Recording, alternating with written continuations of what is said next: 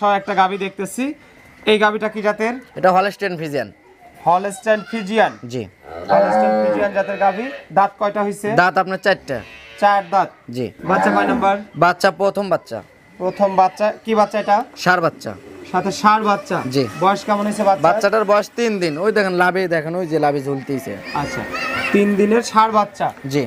3 দিনের ষাঁড় বাচ্চা সহ জি। এই গাবিটা থেকে মোটামুটি দুধের পরিমাণ কেমন আশা করতেছেন?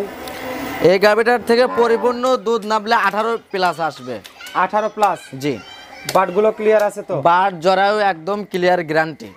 আচ্ছা, 4টা বাটি মোটামুটি জি জি জি ক্লিয়ার। দর্শকরা চাইলে দুধ দহন করে দেখে শুনে নিতে পারবে। জি জি দেখে শুনে আমার প্রত্যেকটা গাভী দুধ দহন করে, আমি যে দুধটা বলছি সেটা দহন করে বুঝ করে নিতে পারবে। দুধ কমলে লাও লাগবে না, সমস্যা নেই। আচ্ছা, তো মিলন ভাই 1 নাম্বার সিরিয়ালের এই গরুটার দামটা কত চাচ্ছেন আপনি?